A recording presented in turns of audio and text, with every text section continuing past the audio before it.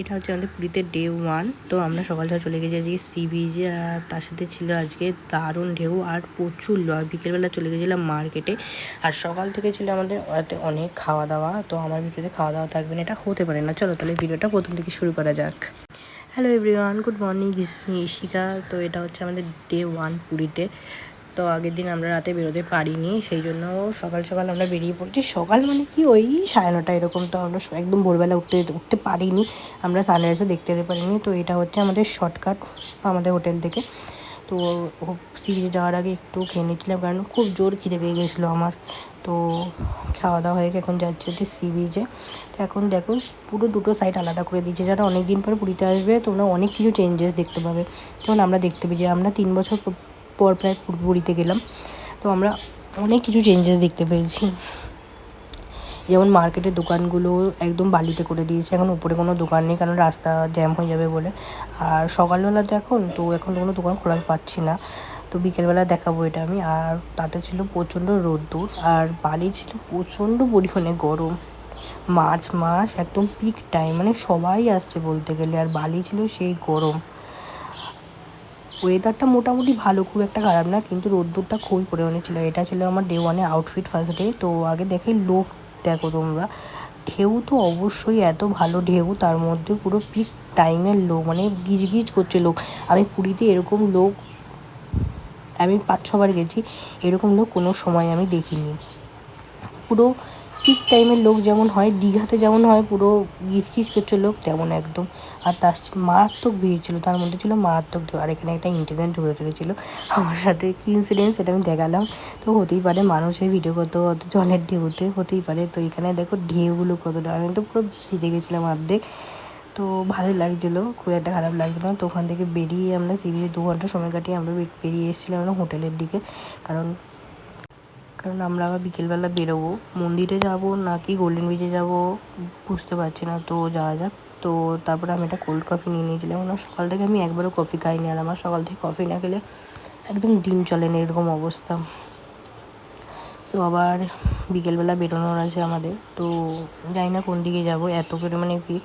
তো বিকেলবেলা দেখা হচ্ছে। তো আমি ছাদে চলে এসেছি একবার, সব জামাকাপড় মেলতে। আমি একটা জিনিস দেখতে পেলাম ছাদ থেকে, এখানে হচ্ছে পুরীর মন্দির এক সাইডে দেখা যাচ্ছে, আর এক সাইডে দেখা যাচ্ছে হচ্ছে আমাদের সমুদ্রটা। মানে আমাদের হোটেলের ছাদ থেকে দুদিকে খুব ভালো একটা ভিউ ছিল, দারুণ ভিউ ছিল। তো আবার বিকেলবেলা দেখা হচ্ছে, বিকেলবেলা আমরা বেরোবো। তো বিকেলবেলা আমরা বেরিয়ে ভাবছিলাম কোথায় যাব। তারপরে আমরা জিজ্ঞেস করলাম ওখানকার লোকদেরকে যে পুরীর মন্দির ফাঁকা আছে না ভিড় আছে এই টাইমটায় অন্তত।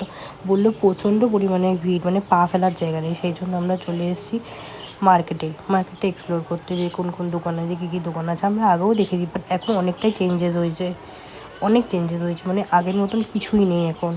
উপরে তো কোনো দোকান বসতেই দিচ্ছে না, সবই মার্কেটের ভেতরে। তো তারপর এসে একটু মার্কেটটা ঘুরে দেখছিলাম যে কী দোকান আছে কী আছে। তারপর আমরা একটু চলে এসেছিলাম বসতে এখানে সি বিচে। আর এখানে চেয়ারগুলো হচ্ছে 1 ঘন্টায় 30 টাকা। সো কী করবো, এখানে এখন বসতেই হবে, এখানে এত সুন্দর সমুদ্রের হাওয়া দিচ্ছে, কী বলবো আর। তো একটু বসেছিলাম আমরা একদম সামনের দিকটাতেই আমরা সিট পেয়েছিলাম। তো সামনের দিকেই আমরা একটু বসেছিলাম। তারপর ওখান থেকে বসে প্রায় 1 ঘন্টা মতন বসে তারপরে আমরা চলে গেছি একটু মার্কেটে ঘুরতে, কেন খুব খিদে পেয়ে গেছিলো। আর আমরা যেখানটায় বসেছিলাম ওখানে খুব একটা খাবারের দোকান ছিল না। তারপরে ফার্স্টে একটা দোকানে এসেছিলাম। তো এটা একটা নতুন জিনিস দেখলাম যে পেনদানি এখানকার, বাট এত পরিমাণে যে দাম বলছে কী বলবো। তারপরে আমরা চলে এসেছি একটু মাছ খেতে, চিংড়ি মাছ। আর এখানে আসলে বলি কি, আর যদি সমুদ্রে গিয়ে যদি মাছই না খেলাম তাহলে সব কিছুই বৃথা একদম। তো আমরা ওখান থেকে খেয়ে দিয়ে ওখানেই বসছিলাম। বাট আমি একটা জিনিস দেখলাম, এতদিন পর পুরীতে এসে এত এক্সপেন্সিভ হয়ে গেছে এখন সব জিনিসের দাম, যে কী বলবো। একটু বার্গেনিং করতে হবে, বার্গেনিং না করলে কোনো জিনিস কিনতে পারা যাবে না। তো তারপর এসে আমরা একটু ফুচকা খেয়ে নিয়েছিলাম। ফুচকাটা মোটামুটি খুব ভালোই ছিল, আর কিন্তু একটাই খুব ছিল যে 20 টাকায় 4টে, এটা খুব একটু খারাপ লাগেছিলো। তারপর আমরা আবার একটু সমুদ্রের ধারে এসেছিলাম দাঁড়ানোর জন্য, কারণ এত সুন্দর হাওয়া দিচ্ছে কী বলবো। আর আমার ভাই এটা তুই একটু ক্যামেরার সামনে আসতে লজ্জা পায়, তো আমি ওকে দেখাচ্ছি না। আর তো আমরা এখানে দাঁড়িয়ে রয়েছি এখন সমুদ্রে হাওয়া খাওয়ার জন্য। তো আমি যতবারই ওখানে যাচ্ছি ও আমার ক্যামেরা দেখে সরে যাচ্ছে, যে কী বলবো। তারপরে আমরা দাঁড়িয়ে একটু হাওয়া খেয়ে মা বাবা পেছনে বসে আছে। তো তারপর বললাম চল মোমো খেয়েছি, ভাইকে বললাম। তো এখান থেকে মোমো নিয়েছিলাম শিলিগুড়ি মোমো। তো মোটামুটি মোমোটা ছিল, খুব একটা ভালো ছিল না, খুব একটা খারাপও ছিল না। তারপর নিয়ে নিয়েছিলাম একটা মকটেল ব্লু লেগনের, বাট এটা খুবই ভালো ছিল। আমি যতটা এক্সপেক্ট করেছিলাম তার থেকে যথেষ্ট ভালো ছিল, মানে এতটা এক্সপেক্ট করিনি যে ভালো হবে মোমোটা খাওয়ার পর। যাই হোক, তো এটা মকটেলটা খেতে খেতে তো আমরা চলে যাচ্ছিলাম এখন রুমের দিকে, কারণ কালকে সকালবেলা আমাদের আবার বেরোতে হবে, সি বিচে যাবো নয়তো মন্দিরে যাব, যে কোনো একটা। তো আমরা চলে যাচ্ছিলাম এখন রুমের দিকে। তো আমরা হোটেলে এসে তো এখানে বসেছিলাম। তো আমি একটা হোটেলে, এটা খুব সুন্দর একটা জিনিস দেখাই হোটেলে। উল্টো দিকে হচ্ছে, এটা হচ্ছে শিব ঠাকুরের মন্দির। এখানে একটা শিব ঠাকুরের একটা মূর্তি মতন আছে। এখানে শুধু হোটেলে যারা কাজ করে তারাই ঢুকতে পারবে, আর নয়তো চান করে ঢুকতে হবে, যে কোনো একটা। তো আজকের মতো ব্লগটা এখানে কমপ্লিট করলাম। তো দেখা হবে একটা নেক্সট ব্লগে। So tata.